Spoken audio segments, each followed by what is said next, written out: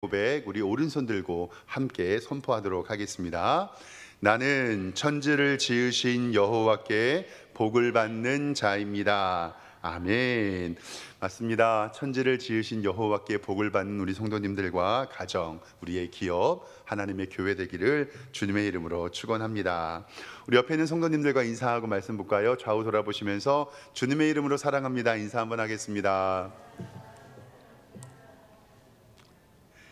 오늘 예배 잘 오셨습니다. 하나님께서 기뻐하시고 우리에게 복 주실 줄 믿습니다. 추석 명절 잘 보내셨지요? 하나님께서 주신 가정에 은혜와 평강이 넘치기를 소망합니다. 추석 명절에 부침개 만들고 전을 부치잖아요. 제가 알고 보니까 이게 굉장한 성경적인 의미가 있더라고요. 잠깐 사진 좀 보여주실까요? 예수님께서 가서 뭐 해라? 전해라. 그러니까 우리는 명절 때마다 부침개를 해야 돼요. 예수님께서 가서 뭐 하라 그랬으니까, 전하라 했으니까. 저도 이 사진 보면서 깜짝 놀랐는데 어느 한 선교회에서, 교회에서 바자회 하는 사진이었던가 봐요. 그래서 저도 농담으로 그냥 성경 공부할 때도 이번 추석 명절에 전하세요, 예수님이 전하라고 하셨으니까 그랬는데, 정말로 부침개 2,000원 가서 전하라. 이 전하라는 부침개 하는 것이 굉장히 성경적입니다. 오늘도 집에 가셔서 전하시는 우리 성도님들 되었으면 좋겠습니다. 대학생들, 특별히 대학생들이 많고 중고등 학생들에게 요즘에는 조별 과제, 팀별 과제를 많이 내준다고 합니다. 그리고 그 팀별 과제를 할 때 많은 학생들이 조금 힘들어 하는데요. 저는 이 팀별 과제, 조별 과제는 인간의 본성과 그리고 악함이 그대로 나타나는 현상이라고 저는 판단을 해요. 그래서 저는 늘 이야기하거든요. 조별 과제, 팀을 해서 나누는 과제는 공산주의가 왜 망했는지를 보여주는 작품이다라고 저는 개인적으로 생각합니다. 제가 여태까지 공부하고 중고등학교, 대학원 공부하면서 이 조별 과제가 한 번도 성공한 적이 없습니다. 그래서 저는 조별 과제는 공산주의가 왜 망했는지를 보여주는 증거라고 생각을 하는데, 4명, 5명이 이렇게 한 팀이 됩니다. 그럼 일반적으로 가장 똑똑하게 생긴 사람이나 아니면 가장 선배가 조장을 맡지요. 공부 제일 잘하게 생긴 사람, 그 사람이요 모든 일을 다 합니다. 첫 번째는 무슨 자료 찾아와라, 뭐 해라 하는데요, 하지를 않아요. 그래서 인터넷에 어떤 조장이 쓴 글이 있어요. 나 하나쯤이야 라는 생각이 지배하게 되는데, 우리의 조원들은 조별 과제 발표 일주일 전만 되면 집안에 온갖 우환이 생기며 전날까지도 멀쩡했던 휴대폰이 고장나고 원인을 모르는 고장이 생기는데, 발표 당일에 가정의 우환이 사라지고 휴대폰이 새 것이 된다라는 글을 적었더라고요. 그래서 사진 잠깐 보여주시면 이러한 재밌는 사진도 있어요. 뭐냐면, 교수님께서 이 조별 과제를 통해서 알게 하려 주시려고 하는 것은 협동심이 제일 크잖아요. 80%는 너네 협동해서 이렇게 해라라고 하는 거, 전공 지식이나 그리고 소통이나 책임감 등을 알게 하려고 숙제를 내주시는데, 실질적으로 우리가 조별 과제를 하면서 아는 일은 첫 번째로는 같은 조 사람들을 내가 얼마나 싫어하는지 알게 되고, 두 번째로는 나 혼자 맡아야 한다는 사실을 알게 되고, 그리고 저 조그맣게 협동심과 지식을 알게 된다라는 이러한 농담도 있더라고요. 함께하면 능력이 오르고 일이 잘 돼야 되는데, 사람들이 함께 모이면 왜 문제가 생길까요? 참 이거는 풀리지 않는 숙제입니다. 가정에서도, 교회에서도, 직장에서도, 학교에서도 그래요. 저는 실제로 이러한 팀플 하면서, 저는 아까도 얘기했던 것처럼 이 팀플이 되지 않는 거는 뭐가 망했다라는 증거라고요? 공산주의가 망했다는, 저는 개인적으로 생각을 하는데, 그래서 제가 조장을 맡았을 때는 저는 어떻게 일을 했냐면, 예를 들어서 5명이 조원이잖아요. 그러면 저는 학점에 욕심이 있었을 때는 제가 조장을 맡습니다. 그리고 제가 이렇게 합니다. 조장, 연구, PPT, 발표 다 할 테니까 내가 시키는 것만 해달라고 저는 얘기를 합니다. 첫 번째, 가장 많은 형님한테는 모임 4번 할 때 밥 사세요라고 얘기합니다. 그리고 두 번째로는 그렇게 발표 전에 복사하고 자료 구입하고 간식 준비를 두 번째 사람에게 맡기고요. 세 번째 사람에게는 내가 하는 심부름 복사하고 책 사오는 것만 해줘라. 그리고 마지막 네 번째 사람은 타이핑만 쳐달라라고 얘기를 하거든요. 그래서 저는 처음부터 돈 내라, 간식 준비해라, 심부름해라, 타이핑해줘라, 그리고 남은 것은 내가 다 하겠다라고 하면서 조별 과제를 했던 기억이 납니다. 이렇게 자신의 해야 할 일들을 주면 잘 되는데 우리는 함께 하면서 힘든 부분들을 알게 되는 것을 보게 됩니다. 오늘 말씀은 전도서입니다. 전도서는 속담이나 격언들을 모은 책인데요, 다윗의 아들 예루살렘의 왕 전도자의 말씀이라고 1절에 기록되어 있으니 이것은 솔로몬이 쓴 지혜의 책입니다. 잠언을 젊었을 때 읽어야 하는 책이라면 전도서는 나이가 들어서 읽으면 인생에 대한 것을 느낄 수가 있습니다. 잠언과 전도서를 읽으면 인생의 지혜와 지식이 늘어나는데 오늘은 함께하는 이야기를 성경에서 하고 있습니다. 세상에서는 혼자 살아가는 사람들도 많이 있는데 성경은 혼자 있는 것이 좋지 않다라고 먼저 이야기합니다. 오늘 말씀 4장 7절 말씀 한번 보도록 하겠습니다. 성경 보겠습니다. 4장 7절에 내가 또 다시 해아래 헛된 것을 보았다. 인생을 살아보니 헛된 것이 있는데 8절에 어떤 사람은 아들도 없고 또 형제도 없고 혼자 있는데 그의 모든 수고에는 끝이 없다라고 혼자 있는 것을 이야기합니다. 또 비록 그의 눈은 부유하게 족하게 여기지 아니하면서도 이르기를 내가 누구를 위하여 이같이 수고하고 나를 위하여 행복을 누리지 못하게 하였는가 하여도 이것도 헛되어 불행한 노고로다라고 얘기를 합니다. 혼자 있는 것처럼 보입니다. 장가도 안 가고 함께 살지도 않고 사회적인 것도 없습니다. 부요를 좋아하지 않는다고 하면서 그 사람의 유일한 낙은 돈 버는 것입니다. 근데 쓸 줄도 모르고 같이 쓸 줄 아는 사람도 없는 인생을 이 사람은 살고 있습니다. 지금도 이런 사람들이 많이 있지만 3000년 전에도 이 같은 사람들은 분명히 있다고 성경은 이야기합니다. 그러나 성경은 우리에게 창조의 질서를 이야기해 주십니다. 하나님께서는 인간을 함께 살아가는 사회적인 동물로 만드셨고 아담이 독처 혼자 사는 것이 좋지 않아서 하와를 그의 돕는 배필로 만들어 주신 것도 성경의 진리입니다. 그리고 하나님도 성부와 성자와 성령으로 삼위일체로 계시는 것을 우리는 믿습니다. 하나님의 교회도 서로 다른 사람들이 모인 한 몸 공동체를 이룹니다. 사람은 사람을 만나서 공동체를 누리고 사회 가운데 살아가게 됩니다. 믿음의 사람은 하나님의 교회에서 공동체를 누리는 하나됨을 누리게 됩니다.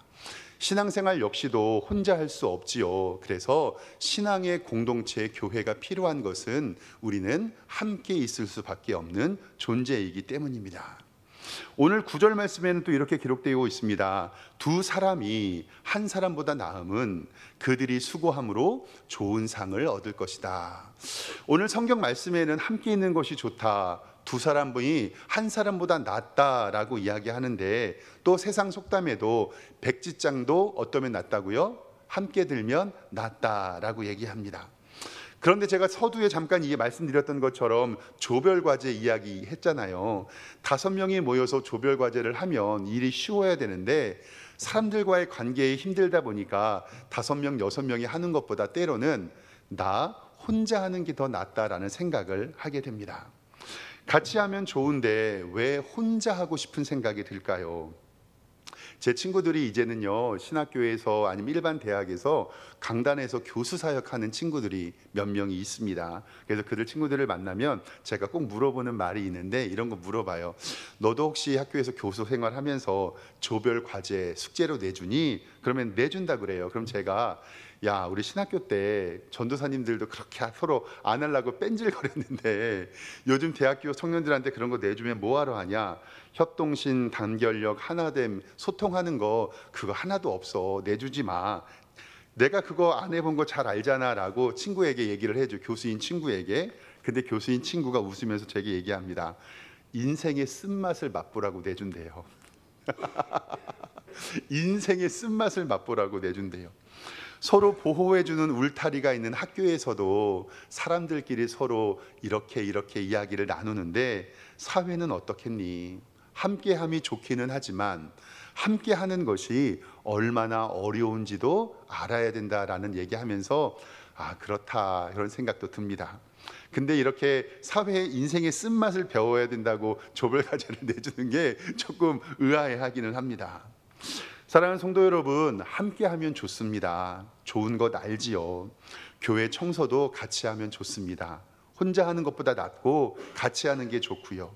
설거지도 혼자 하는 것보다 같이 하는 게 좋고 봉사를 해도 함께 하는 게 좋지요. 근데 어떨 때 좋으냐면 서로 마음이 맞을 때.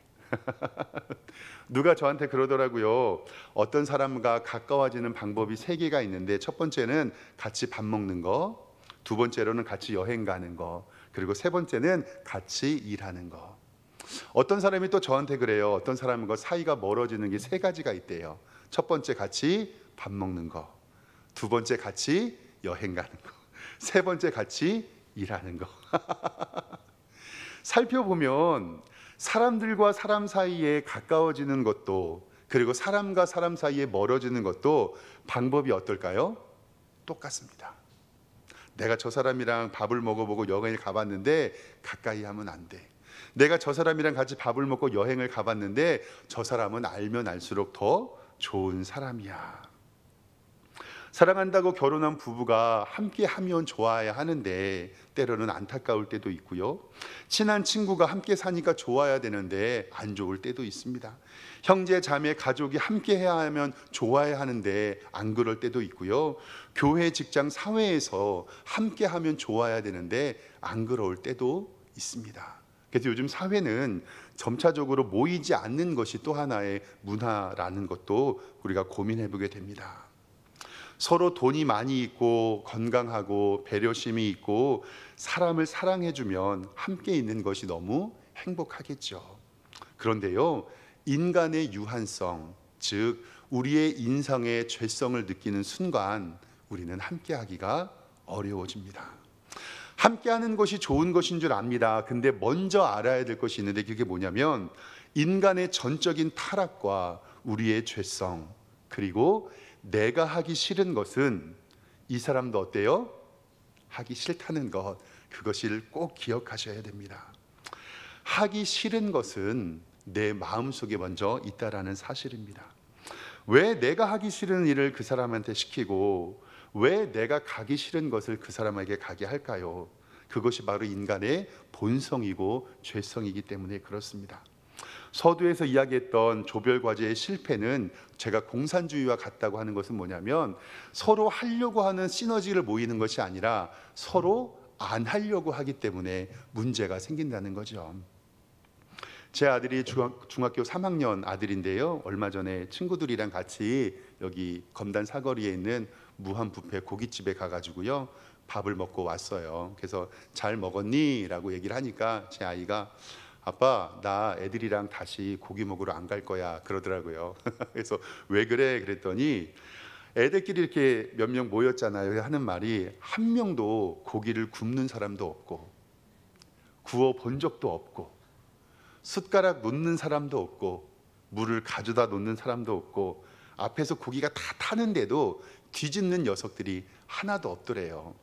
그래서 제 아이가 이제 그 친구들 챙겨주고 이제 자기 좀 먹으려고 하니까 근데 그 친구들이 하는 말이 야 이제 배부르니까 집에 가자. 그리고 와서 고기 뷔페 갔다 왔는데 집에 와서 아빠 저 배고파요. 그리고 밥 챙겨 먹더라고요.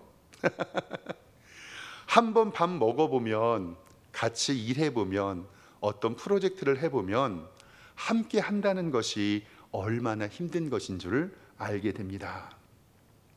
그래서 제가 늘 하는 말이 있어요. 우리 아이들에게도 이야기하는데 원래라는 말은 원래 없다.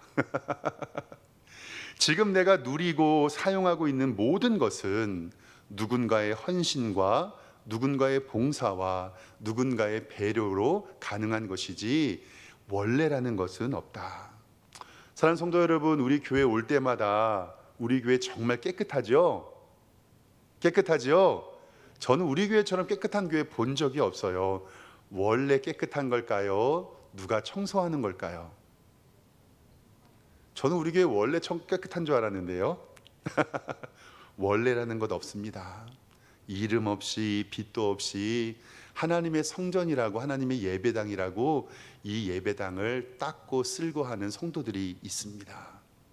예배 시간에 있는 모니터 화면, PPT 준비하고 유튜브로 설교 듣고 원래 하는 건가요? 누가 봉사하는 사람이 있나요? 식당에서 밥 먹고 우리 함께 교제할 수 있는 것도 누군가의 귀한 섬김입니다. 그리고 이렇게 예배를 드릴 수 있는 것도 누군가의 섬김과 봉사가 없으면 절대로 예배를 드릴 수가 없습니다. 교회에 오시면 에어컨 미리 틀어놓고 시원하지요. 겨울에는 따뜻하지요. 비 오는 날 지하 주차장에 들어가 보면 불 켜져 있고 문이 열려 있지요. 누군가의 섬김을 통해서 그 일이 진행된다는 것을 꼭 기억하시길 바랍니다. 내가 편하면 다른 사람의 수고와 헌신이 있습니다. 그래서 원래라는 단어는 원래 없습니다. 근데 힘든 공동체는 뭐냐면요, 이런 말들이 많아요. 원래 그렇다. 교회도 하나됨의 공동체입니다. 교회에 오면 사랑 많은 목사님, 사랑 많은 장로님, 사랑 많은 권사님, 사랑 많은 안수집사님이 계시니 우리 교회는 천국과 같을 거야. 우리 교회는 원래 그렇잖아. 사랑하는 성도 여러분, 원래가 있다고 했어요? 없다고 했어요? 원래는 없습니다. 절대 아닙니다. 만약에 천국과 같은 교회가 존재하고 완벽한 교회가 존재해서 내가 그 교회에 등록하려는 순간 그 교회는 불완전한 교회가 되어버립니다. 왜 그런지 아세요? 내가 들어가니까. 완벽한 존재가 있는데 내가 들어가는 순간 그 집단은 불완전합니다. 세상에 완벽한 교회는 없고 설사 완벽한 교회가 있더라도 내가 들어가는 순간 그 교회는 불완전해진다는 사실을 꼭 기억해 주시길 바랍니다. 예수님께서 이 땅에 오시고 교회를 세운 이유를 살펴보면 우리의 정체를 알게 됩니다. 예수님께서 죄인들과 세리들과 식사하는 모습을 종교 지도자들이 뭐라고 하는 모습을 보면서 예수님께서 이렇게 말씀하십니다. 화면 보겠습니다. 마태복음 9장 12절 말씀입니다. 예수께서 들으시고 이르시되 건강한 자에게는 의사가 쓸데없고 병든 자라게야 쓸데가 있느니라. 나는 의인을 부러 온 것이 아니로 누구를 부르고 왔다고요? 아멘. 죄인을 부르러 왔느니라. 내가 예수를 믿고 이 교회 공동체에 있다는 그 이유가 내가 죄인이고 의사가 필요한 사람이고 병든 자라는 고백을 통해서 우리는 이 시간에 앉아 있다는 것을 꼭 생각해야 됩니다. 그러니까 교회는 환자들이 모이는 곳, 병든 자들이 모이는 곳, 죄인들이 모이는 곳입니다. 이것을 인정해야 교회의 연합은 가능합니다. 나도 죄인이고 얘도 뭐고요? 죄인이고. 따라하겠습니다. 나도 죄인이고 얘도 죄인이고 목사도 죄인이고 모든 사람이 죄인들로서 이곳에 모일 수밖에 없는 거예요. 나도 죄인이고 너도 죄인이고 죄인과 죄인끼리 모였는데 그게 연합이 될 리가 있습니까?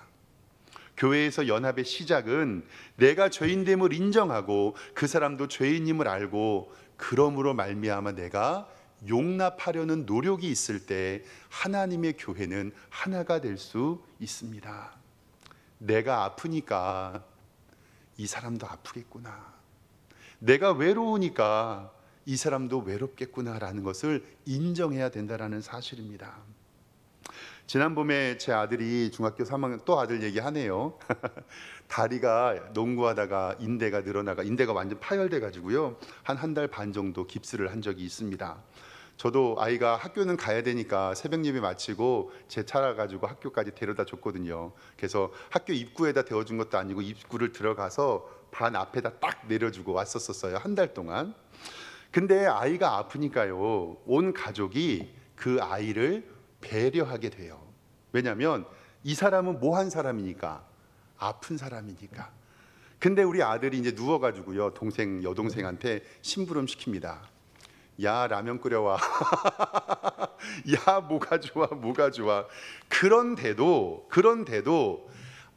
다리 다친 아들을 배려할까요, 안 할까요? 해요. 왜? 얘는 뭐한 아이니까, 아픈 아이니까. 이놈이 깁스를 풀고 이제 학교에 지하철 타고 가는데 저한테 아빠 깁스 풀었는데 저 좀 데려다 주시면 안 돼요? 제가 데려다 줄게요, 안 데려다 줄게요? 안 데려다 줬지요. 이제는 환자가 아니니까. 잘 보세요. 누군가가 내가 아프고 이 사람이 아프다는 환자라는 생각을 하면 그 사람을 배려하게 되고 양보하게 되고 그를 위할 수 있게 됩니다. 내가 아프니까 저 사람도 아프겠다라는 생각을 한다는 그 자체는 하나님이 우리에게 긍휼의 마음을 주신다는 것을 꼭 기억하시기를 바랍니다. 마음가짐이 중요합니다. 내가 아프니 이 사람도 아프겠지. 나만 위로받을 생각이 아니라 내가 저 사람을 위로해 줘야지라는 생각입니다. 그래서 성경은 마음가짐이 중요합니다. 성경은 우리에게 그리스도 예수의 마음을 가지라고 하는데 빌립보서 2장 1절 말씀 좀 화면을 통해서 보겠습니다.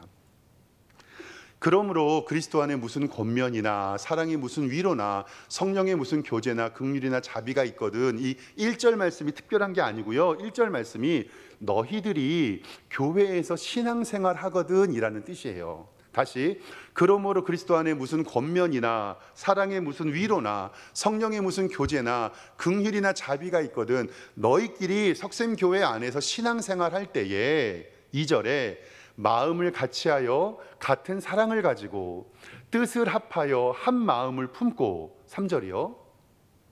아무 일에든지 다툼이나 허영으로 하지 말고 오직 겸손한 마음으로 각각 자기보다 남을 낮게 위로 여기고 각각 자기의 일을 돌볼 뿐더러 또한 각각 다른 사람의 일을 돌보아 나의 기쁨을 충만하게 하라. 여기까지만 먼저 볼게요.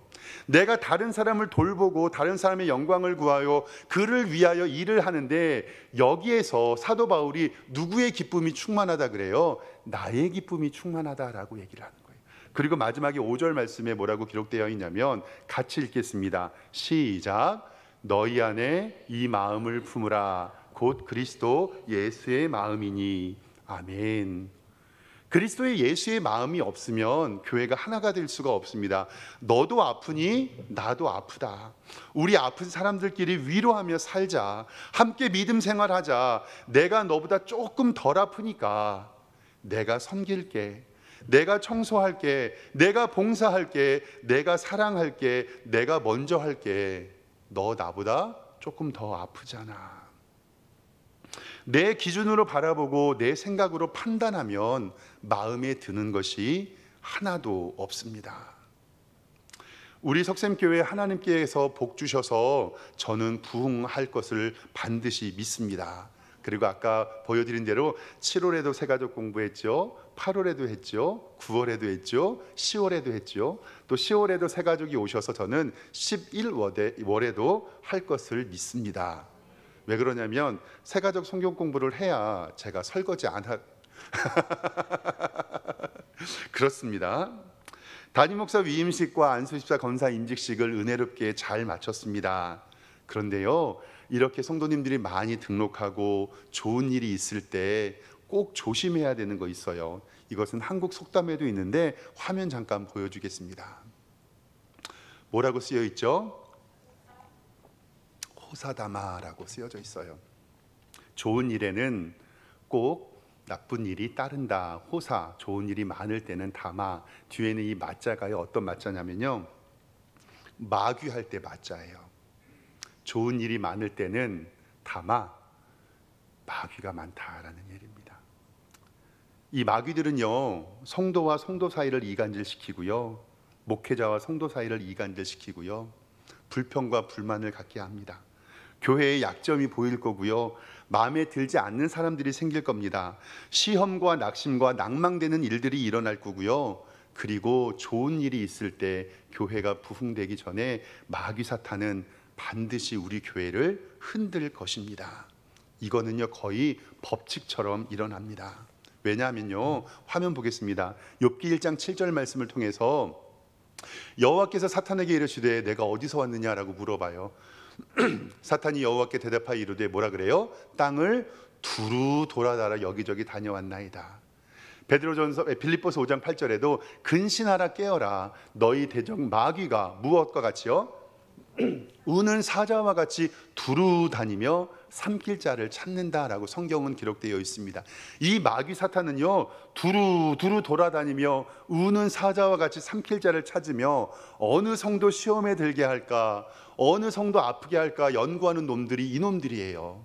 우리 교회에 좋은 일이 있을 때 예수 그리스도의 이름으로 마귀를 무너뜨리는 우리 성도님들 되시기를 주님의 이름으로 축원합니다. 아프시면 아프다고 도와달라고 이야기해 주세요. 소리 지르지 마시고요. 나도 아프고 얘도 아픈데 얘도 소리 지르고 나도 소리 지르면 교회는 힘들어집니다. 나 아프니까 도와줘. 저도 아프니까 도와주세요. 얘도 아프니까 도와주세요. 이럴 때 하나님의 교회는 든든히 섭니다. 누가 나를 시험에 들게 하면 그분이 아프시구나 기도해야지. 그래도 조금 덜 아픈 내가 도와드려야지. 내가 먼저 손잡아 드려야지. 내가 먼저 인사해야지. 내가 먼저 웃어야지. 내가 먼저 기도해야지. 이것 말고는 하나가 될 수 있는 방법이 없다는 것을 꼭 기억하시기를 바랍니다. 오늘 말씀 4장 10절의 말씀에 보면 이렇게 기록이 되어 있습니다. 성경 보겠습니다. 혹시 그들이 넘어지면 하나가 그 동물을 붙잡아 일으키려니와 홀로 있어 넘어지고 붙들어 일으킬 자가 없는 자에게는 화가 있으리라. 11절에 또 두 사람이 함께 누우면 따뜻하거니와 한 사람이면 어찌 따뜻하랴. 서로 미움이 있었을 때 한 사람이 넘어지면 손 잡아주나요? 안 잡아주나요? 안 잡아줍니다. 내버려 두고 집에 갑니다. 근데요, 그 마음이 합한 사람이 넘어졌을 때는 우리는 손잡아 줍니다. 마지막 12절 말씀은 이렇게 얘기합니다. 한 사람이면 패하겠지만 두 사람이면 맞설 수 있고 삼겹줄은 쉽게 끊어지지 아니하리라. 자, 나무젓가락 몇 개 갖고 왔는데요, 여기 나무젓가락 하나 있어요. 박 목사 혼자 있으면 어떻게 될까요? 금방 부러집니다.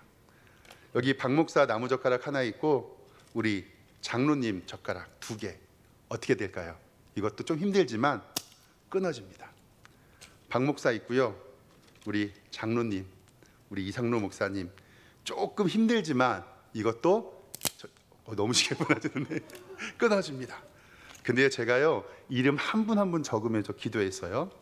박 목사, 우리 이장로님, 그 다음에 우리 이상로 목사님, 그리고 허태룡 집사님, 우리 유세영 집사님, 이종호 집사님, 강영애 권사님, 우리 권희배 권사님, 윤순아 권사님, 이용옥 권사님, 이효근 권사님, 장인재 권사님, 홍청자 권사님, 강영희 권사님, 그리고 이성진 권사님. 와, 되게 많죠? 또 있어요. 강영희 사모님, 우리 강영숙 사모님, 이종숙 사모님, 하영주 사모, 강원신 집사님, 강은혜 집사님, 김성경 집사님, 김소예 집사님, 김정순 집사님, 김찬영 성도님, 김태인 성도님, 민지영 집사님, 박건희 성도님, 박종관 집사님, 박송희 성도님, 박한성 집사님, 박향미 성도님, 박형선 성도님. 아우 많다. 배동철 집사님, 배하나 집사님, 서명진 성도님, 안영석 성도님, 양유진 집사님, 유동철 집사님, 유서현 성도님, 유세민 집사님, 유은옥 성도님, 윤경용 성도님, 이영란 집사님, 장유경 성도님, 조희란 집사님 성도님, 한원석 성도님, 한지혜 집사님, 허광석 청년, 허원석 청년, 황호식 성도님, 진여원 성도님. 제가 우선 적은 건 여기 건데 혹시 사람이 하는 일이라 빠졌을 수도 있어요. 시험 드시면 안 됩니다. 제가 이제 부러뜨려 보도록 하겠습니다. 안 됩니다. 제가 설교 준비하면서 한 6개까지는 부러뜨릴 수 있겠더라고요. 근데 제가 했는데 이거 부러뜨릴 수 있을까요? 없을까요? 없어요. 사랑하는 성도 여러분, 하나님의 교회는 하나가 될 때 부흥합니다. 우리가 하나가 되지 못하는데 어떻게 하나님 앞에서 부흥하게 해달라고, 새가족 보내달라고 얘기할 수 있겠습니까? 삼겹줄은 끊어지지 않으니 믿음의 삼겹줄로 든든히 하나님의 교회 세우는 우리 석샘교회 되기를 주님의 이름으로 축원합니다. 기도하겠습니다. 하나님 아버지, 은혜와 사랑에 감사합니다. 한 사람이면 패하겠거니와 두 사람이면 맞설 수 있나니 삼겹줄은 쉽게 끊어지지 아니하리라. 이 말씀이 우리 교회에서 역사하게 하여 주시고, 다른 성도들을 바라볼 때 그를 위하여 기도하며 축복하며 하나님의 사랑으로 권면할 수 있는 우리 모든 성도들 될 수 있도록 인도하여 주시옵소서. 감사드리고 예수 그리스도의 이름으로 기도드리옵나이다. 아멘.